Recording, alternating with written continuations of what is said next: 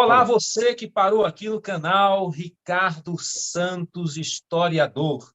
Neste quadro, Fala, Professor. Nós sabemos que você que está aqui nesse quadro não está tão interessado em saber sobre a profissão do professor, mas especialmente quem é o professor. Porque você só escuta falar do professor pelo especialista, pelo secretário de educação, mas aqui nesse canal você escuta o professor sendo falado por ele mesmo. E hoje nós temos aqui uma personagem muito especial. Eu o conheço há pouco tempo, mas é um cara muito simpático. Ele conversa com professores, com professoras, as crianças, os funcionários, todo mundo gosta dele. E eu fiquei sabendo do nome dele pelas outras pessoas. Depois foi que eu fui a conversar com ele. E eu disse até para ele, antes dessa entrevista, eu quero entrevistar você porque eu quero passar essa simpatia para o público, porque as pessoas, quando escutam falar do professor, só se lembram do profissional, mas eles não têm na memória a pessoa. E nós queremos conhecer hoje o professor Robert. Que prazer, professor Robert, ter você aqui em nosso canal. Poxa, professor, o prazer é todo meu, na verdade. Muito obrigado pelo convite. Fiquei muito feliz quando você realizou esse convite para mim na escola e tudo mais. Enfim, de poder participar aí desse ciclo de entrevista que você faz com nossos colegas. Acho isso de suma importância, né? Conhecer o professor no outro lado, que é não sendo professor, né? Então, isso é extremamente interessante. Fiquei muito feliz. Muito obrigado mesmo pelo convite. Nós vamos começar a nossa entrevista com uma pergunta que a gente sempre faz a todos os professores. Você sempre quis ser professor? Olha, não. É até bem complexa essa resposta para mim. Assim, num primeiro momento, quando eu estava no momento de decidir que profissão eu ia seguir, eu não estava lá com os meus 18 anos, né, finalizando meu ensino médio, a minha mãe, que é advogada, né, até hoje ela é advogada e tal, ela falou para mim: filho, você tem que escolher alguma coisa. Eu estava indeciso, fiz cursinho, né, preparatório para vestibular. Naquela época, o vestibular era fundamental para você ter acesso e ingressar no ensino superior. Hoje em dia, já existiu o Enem, mas, né, ainda ele era mais para avaliar mesmo o ensino médio do que propriamente para fazer o ingresso no ensino superior. Então ela falou assim: filho, você tem que escolher alguma coisa que você vai ganhar dinheiro, como se professor não ganhasse dinheiro, né?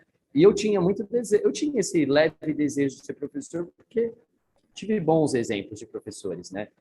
Inclusive tive a oportunidade de até trabalhar da pessoa que eu me espelho, que ela chama a professora Yara. Ela era minha professora de geografia e de história, inclusive, das duas coisas, e permaneceu comigo por 5 anos, sendo minha professora em várias séries e tudo mais. E ela era muito querida, enfim, tem até fotos, enfim, né? Faz parte da minha lembrança afetiva muito grande. Então, naquele primeiro momento, eu escolhi fazer direito e não terminei. Aí fui terminar direito já no tempo presente e tudo mais. Decidi fazer história, tinha interrompido e fazer história e me vi na sala de aula e foi a melhor escolha que eu fiz na minha vida. Mas que história bonita! É bom a gente saber essa parte da vida do professor, o dilema de escolher, fazer o quê. É muito importante as pessoas saberem que o professor é um ser humano. Mas, professor Robert, você mencionou aí que em algum momento você partiu para a advocacia. E na escola, de vez em quando, você aparece lá embecado, impecável, com aquela roupa, e as pessoas, ó, o advogado chegando aí. Como é que surgiu essa história de você ser advogado? Já vimos aqui que era um sonho, antes mesmo de ser professor. Mas foi professor e agora? Você também é advogado? Eu sou advogado por causa da aula, por causa de ser professor. Eu tinha abandonado a faculdade no 5º ano, lá no ano de 2006, tá? Porque eu não gostava, eu tinha me desencantado, questões familiares também, tudo mais, enfim, e eu acabei indo para outro rumo. trabalhei com outras coisas, não terminei a faculdade, fui trabalhar com outras coisas. Eu trabalhava com a minha mãe desde adolescente, né? Trabalhava lá no escritório, era o responsável pela parte documental do escritório, né? E do atendimento a cliente, que é uma coisa que eu faço até hoje, dentro da advocacia. Eu sou da advocacia, mas estou do ramo da parte administrativa, jurídica, que é uma coisa que poucos advogados sabem fazer. Fui gerente de escritórios de advocacia grandes aqui em São Paulo. E tinha ido para as outras áreas, aí, eu estava vésperas de casar, aí falei para minha noiva na época, né, que depois foi minha esposa, que eu ia fazer a faculdade de História.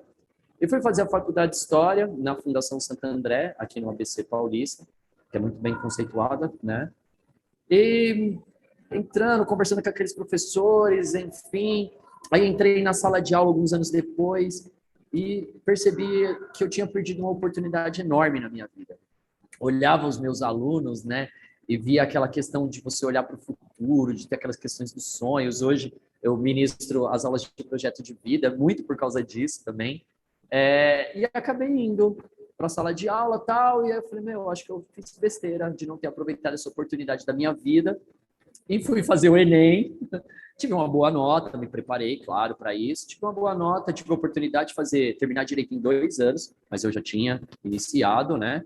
Enfim, fazia 24 matérias, 20 matérias por semestre, para poder finalizar esses 2 anos. E hoje sou advogado, estou muito feliz hoje com a profissão da advocacia, porque também consegui encontrar o meu nicho. Sabe qual é o meu nicho, professor? Os professores.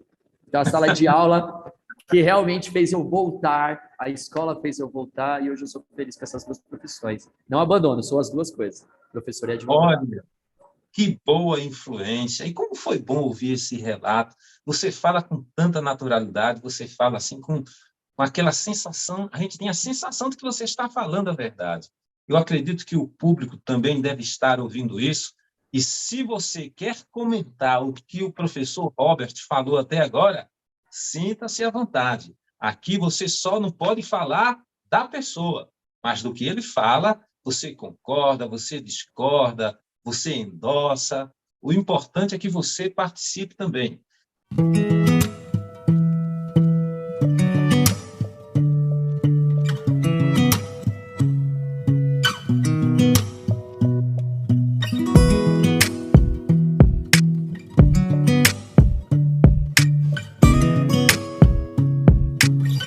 Professor Robert, nós tivemos aqui no Brasil uma coisa que aconteceu em toda a Europa e no mundo inteiro.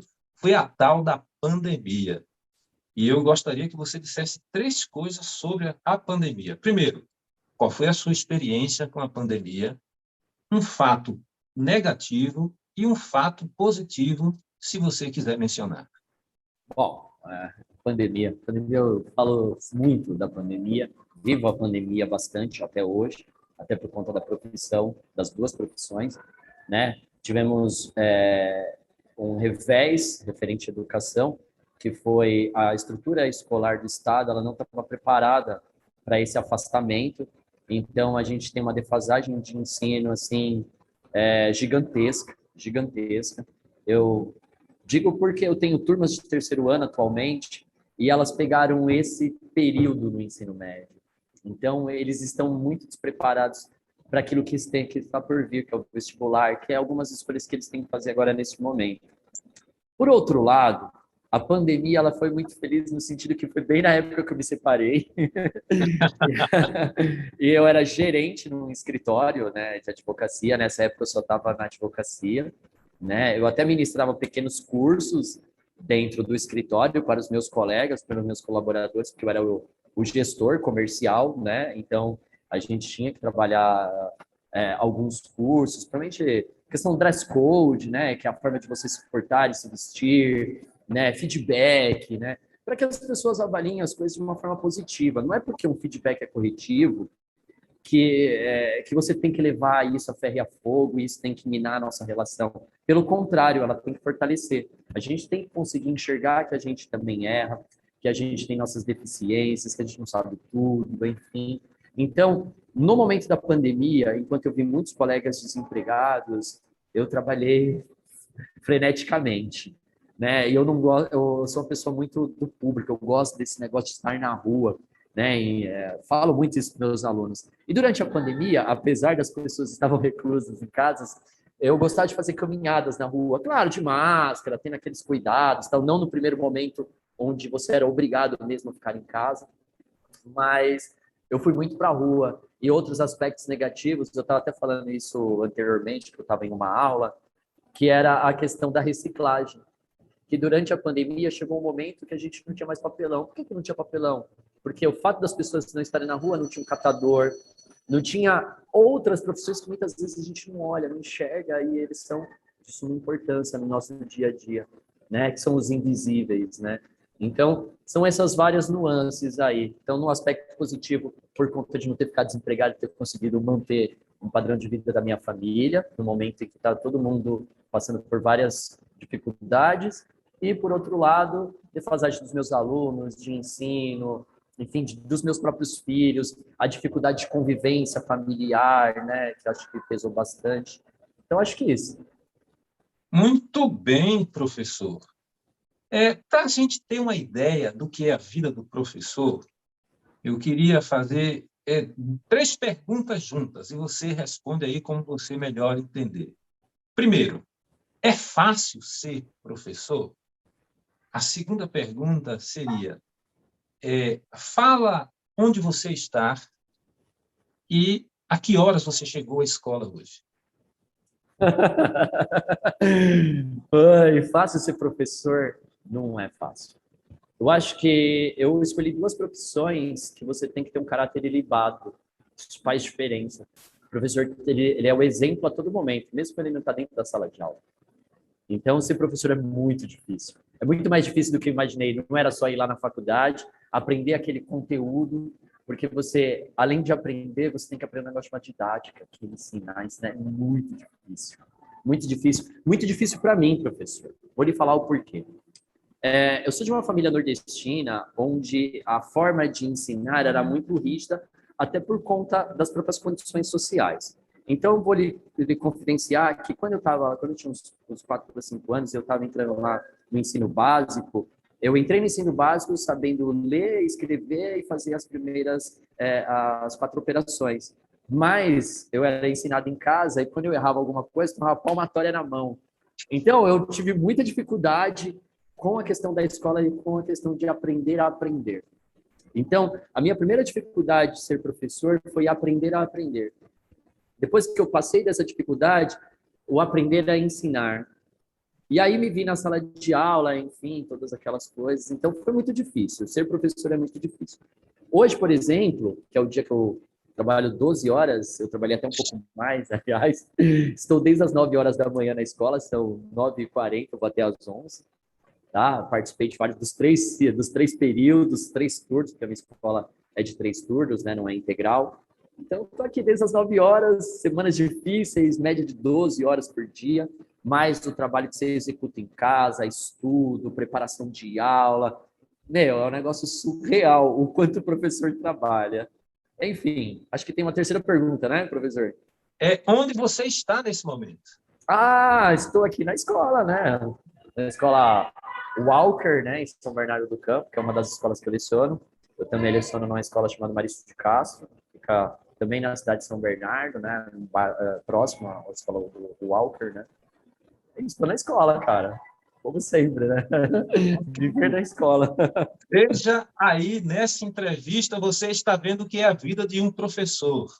E lembrando aqui que o professor, ele está numa janela. Por isso ele está dando essa entrevista aqui, né? Que fique bem claro isso. Saí de uma aula Professor, agora há pouco.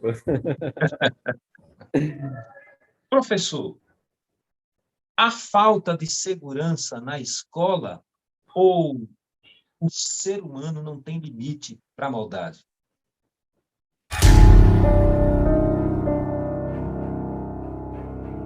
Você tem algo a comentar sobre isso? Tem. Para além, como a gente já conversou anteriormente, ser professor é muito difícil, muitas coisas inevitavelmente podem acontecer. Eu não acho que o ser humano seja ruim.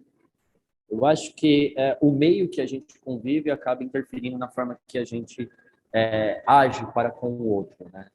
Hoje eu vejo que a escola ela trabalha bastante nesse novo sistema de ensino as competências socioemocionais. Isso era uma coisa que no meu tempo, eu acredito que no seu também não tinha, né? Que é trabalhar o nosso conviver com o outro, né? Essa socialização. Então, eu vejo que o que falta é a sociedade estar mais presente na escola, a comunidade escolar, no modo geral, né? A comunidade escolar, eu vejo as pessoas se importarem. Eu estava até brincando com a minha filha esses dias o negócio de usar uniforme, porque na escola do estado não é obrigatório usar uniforme, né? E a escola que ela estuda, apesar de ser do estado, o grupo docente, ele age no sentido dos alunos usarem o uniforme. Por que eu estou falando isso? Por causa da pergunta da segurança. Porque se as pessoas se importassem de fato, como a lei diz, que a educação é direito, né, nosso, mas também dever de todos, né? Então, ao passo que você vê um aluno andando de uniforme na rua, fora, no horário que ele poderia estar na escola, poderia chegar lá o guarda municipal, por exemplo, por que você não está na escola? Entendeu? Dessa condução de você identificar os perfis. Foi muito triste o que aconteceu com aquela pessoa, com aquela professora. Eu tiro pelos meus alunos, eu mesmo, né? Aqui na escola, que você também é professor, a gente mudou até o lado que fica a mesa do professor, por conta para o professor ter o maior tempo de poder ter reação caso ele seja agredido. Isso é surreal. A gente não tinha que se preocupar com esse tipo de coisa. A gente tem que se preocupar com outras coisas, com ensinar, com corrigir as provas, com avaliar o aluno, né? Com ter uma troca em todos os sentidos. E o que fez com que a gente tivesse medo. Não só eu, os nossos alunos, por conta do medo, acabaram tendo atitudes agressivas com colegas, com nossos colegas professores, com os colegas deles, alunos também. Então foi muito triste. A gente ainda vive isso. Parece que aconteceu ontem essa morte, né? E não é só dela. Várias vezes as pessoas são agredidas. Eu mesmo já fui agredido várias vezes por aluno, né? Já tive professores exonerados por conta de briga com aluno. É muito difícil. A violência na escola, ela é algo que a gente ainda é um grande tabu. Mas é aquele negócio que eu comentei antes. A sociedade, ela tem que agir junto com a escola. Está faltando essa parceria.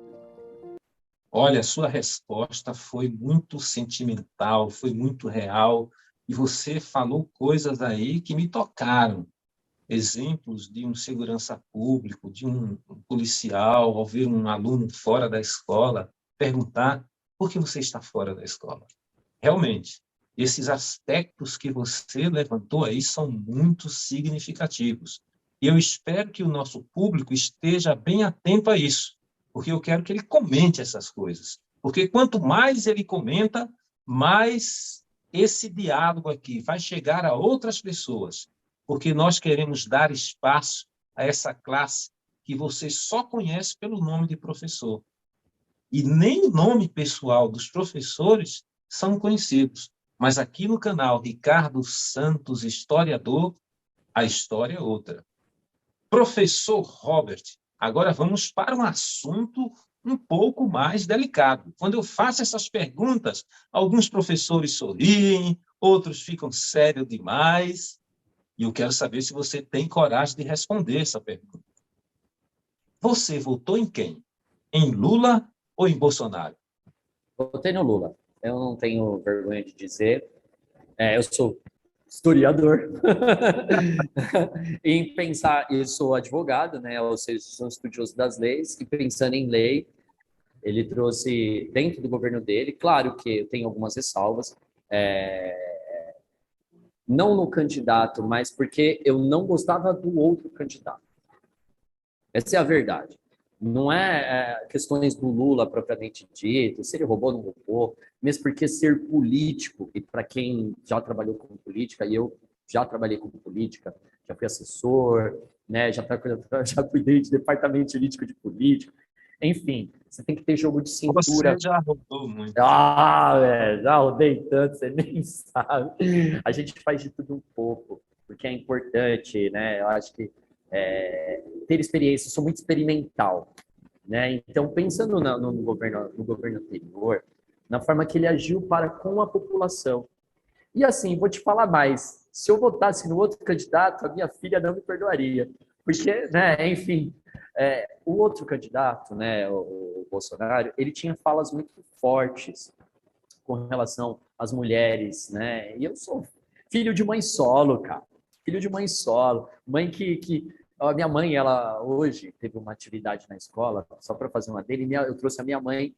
para ser palestrante, minha mãe é advogada. E minha mãe fez esse comentário. Quando a minha mãe fez faculdade, minha mãe levava eu e a minha irmã para a faculdade. Quem cuidava da gente na faculdade era o pessoal da Atlética.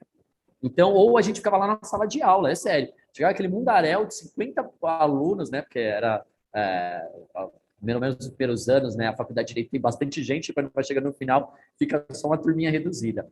Então, a gente ia para a sala. Eu conheço os professores da minha mãe, que foram meus professores hoje, no tempo presente. Olha como é o mundo, né? Entendeu? Então, acho que é isso.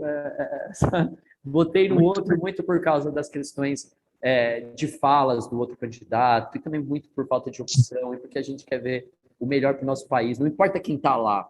Eu quero que ele olhe o cargo que ele exerce e não o nome que ele carrega. Muito bem, professor. É muito importante a sua opinião e as pessoas aqui podem comentar, podem discordar de você, podem concordar com você. O importante é que você também participe aqui dessa entrevista.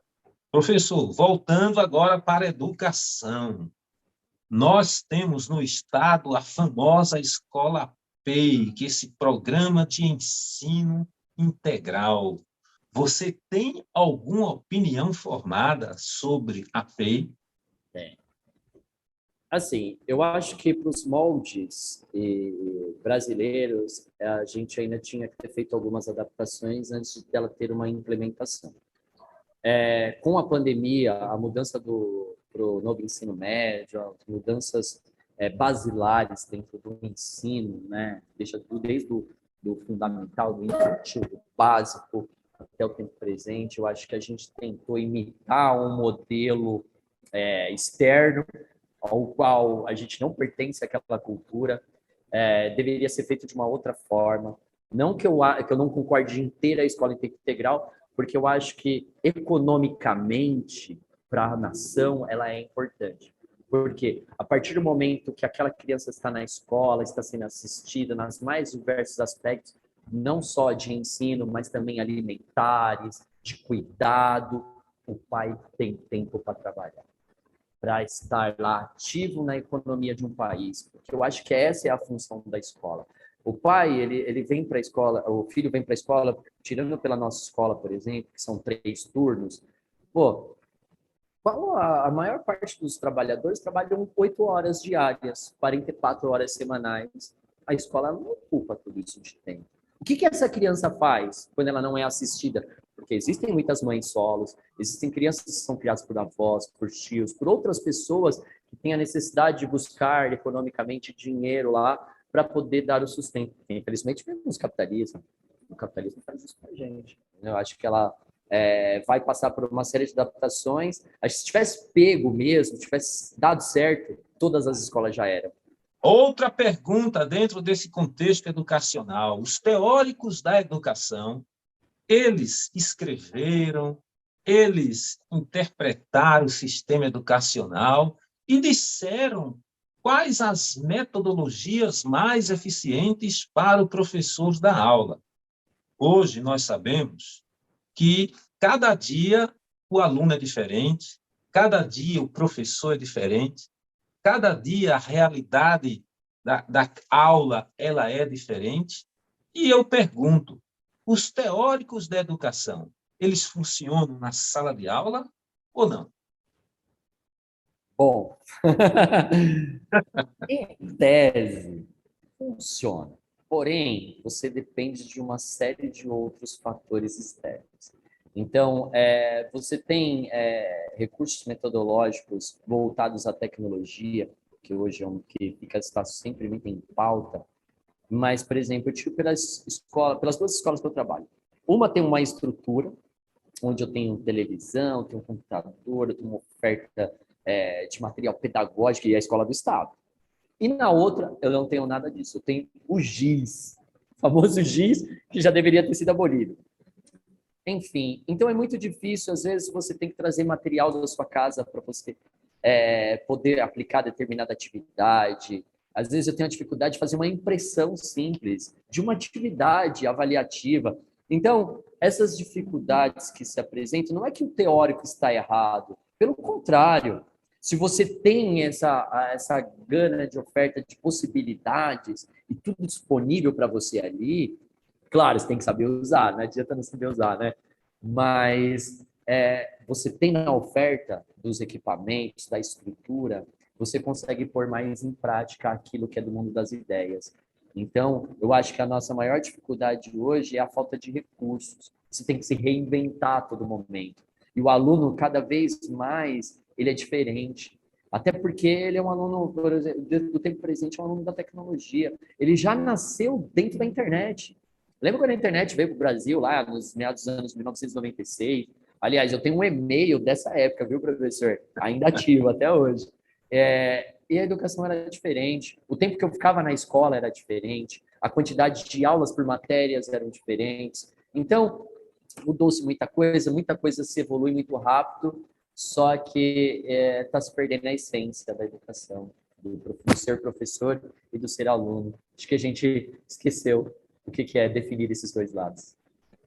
Muito bem, professor.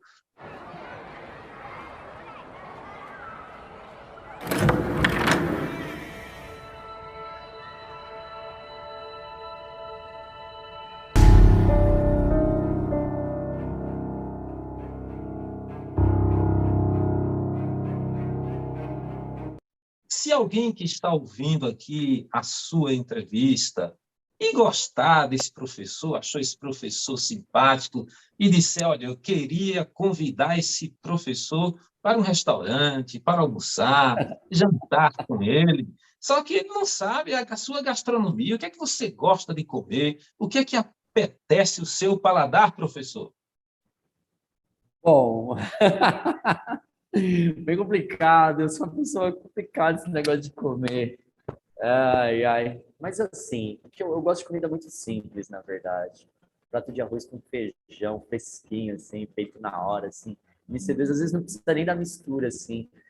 Eu sou piauiense, né? Então a gente tinha um costume muito de, quando eu cozinho feijão, colocar o caldo e pegar a farinha e fazer montinhos, comer com a mão mesmo.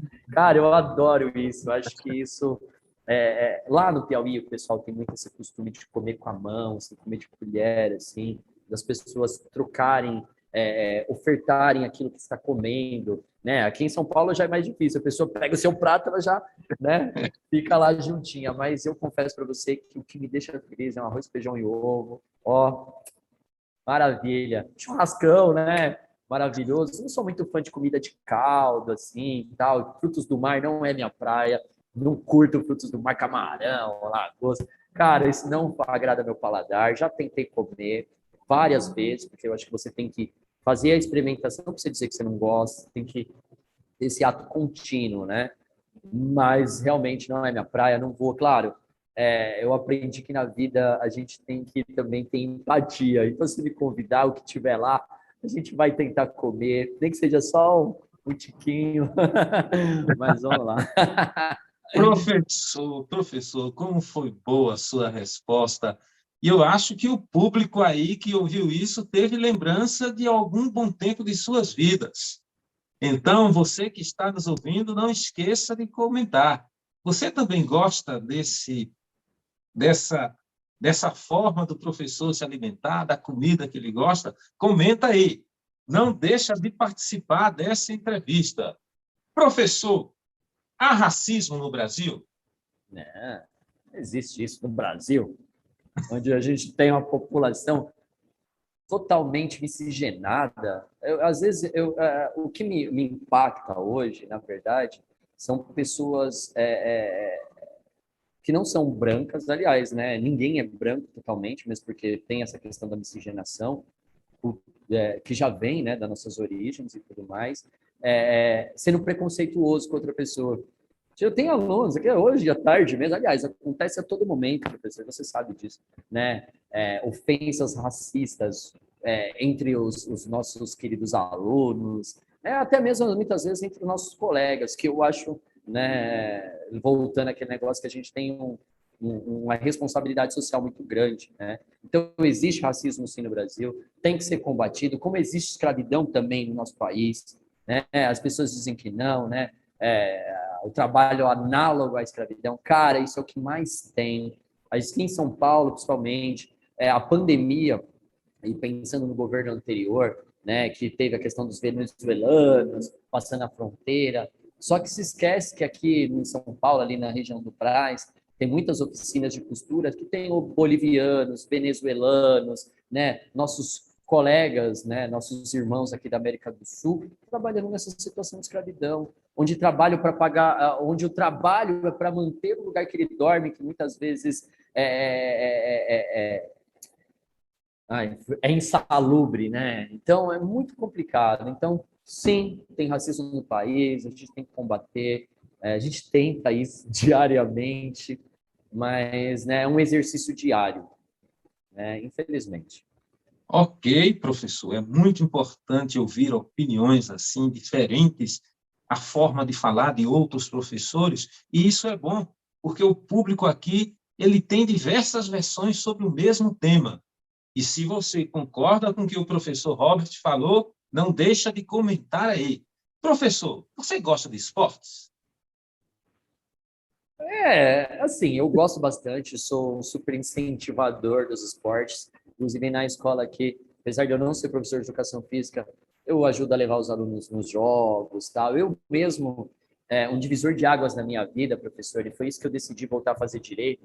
E no ano de 2013, eu fui participar de uns jogos, eu era professor de uma escola, eu só estava nessa escola, estava nos 3 períodos, e precisava ir um professor homem, né, para dormir com os alunos nos jogos escolares, e eu tive a oportunidade de ficar 20 dias com meus alunos, eles foram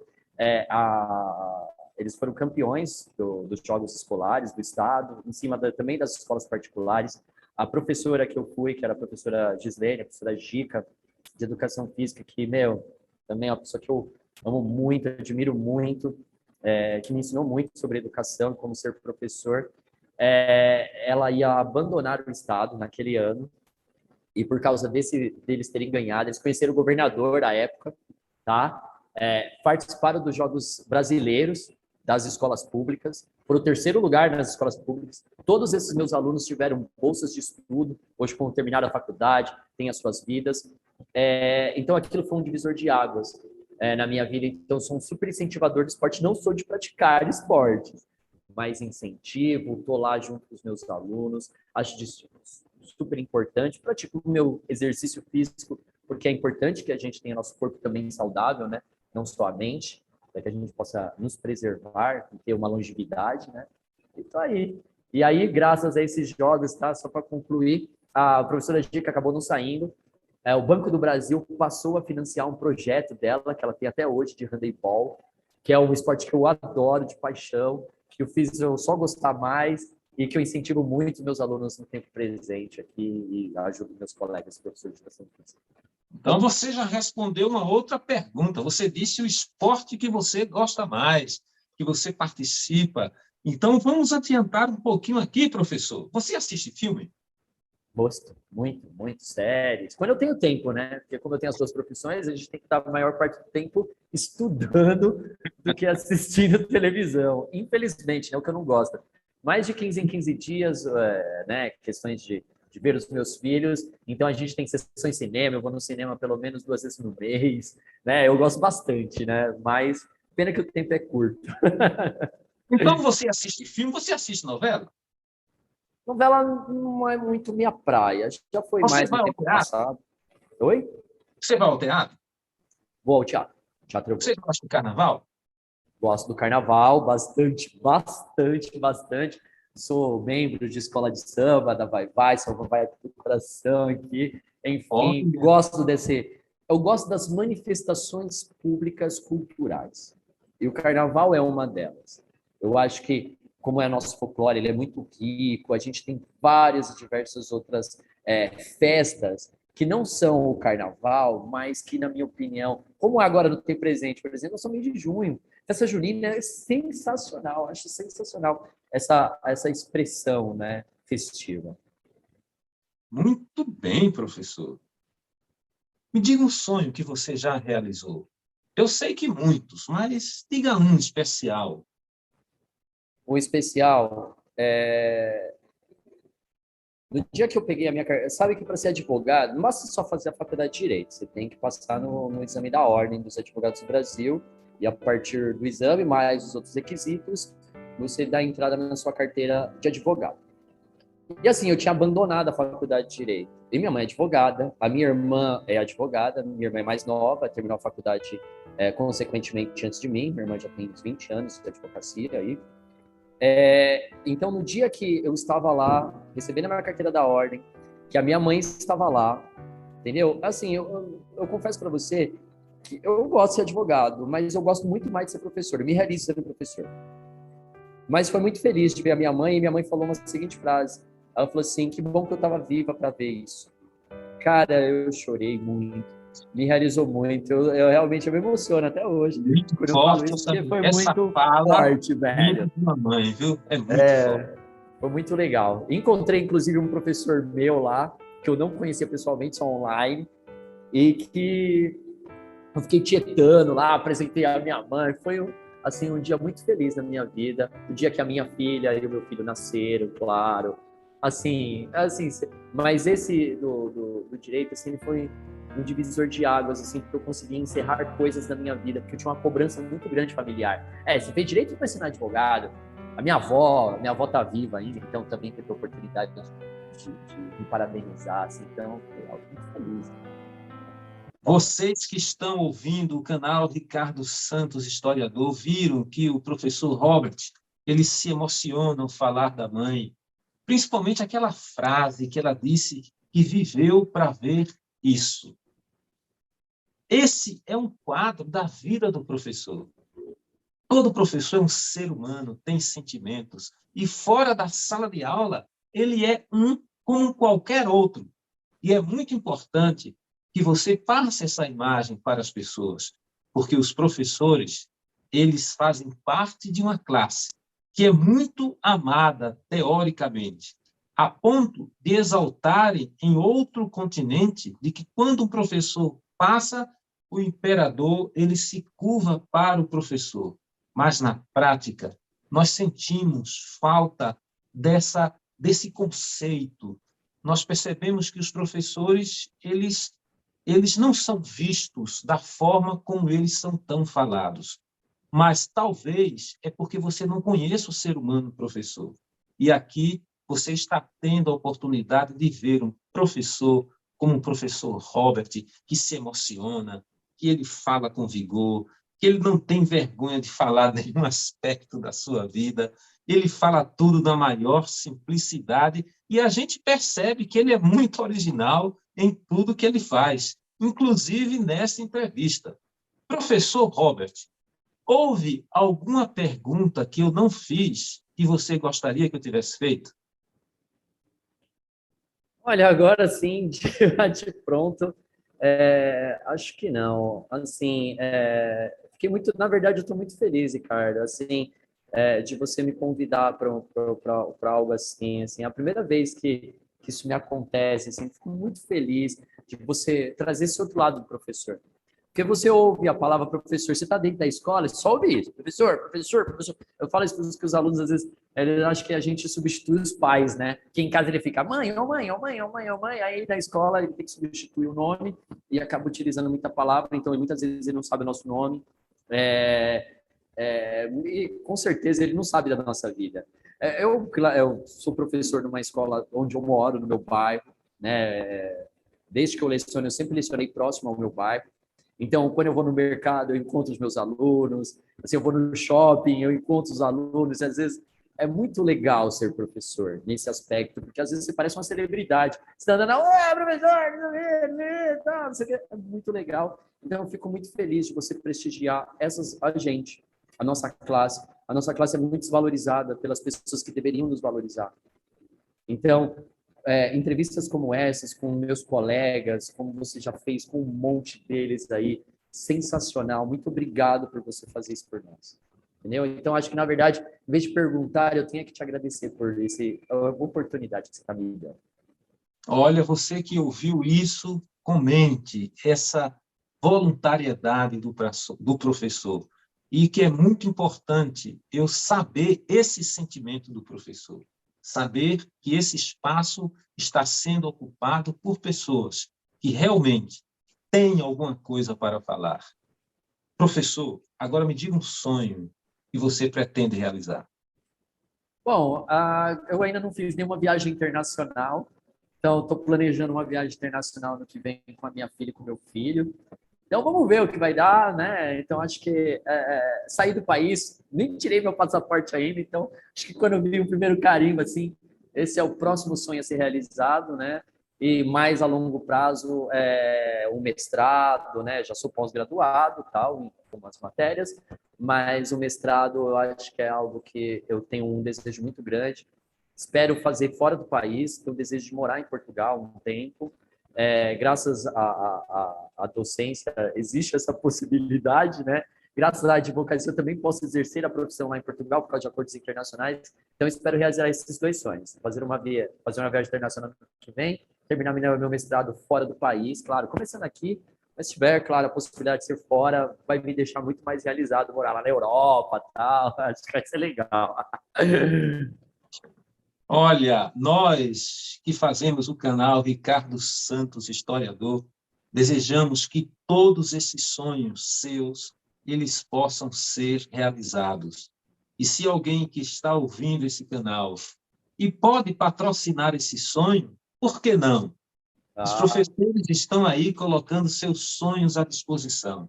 Se você gostou dessa entrevista, curte, comenta, compartilhe. Você sabe que o professor ele é essencial na sociedade. Quando o estudante vai para a escola, ele não vai aprender apenas português, matemática, história. Ele vai aprender a respeitar, ele vai aprender a ter limites, ele vai aprender a se socializar.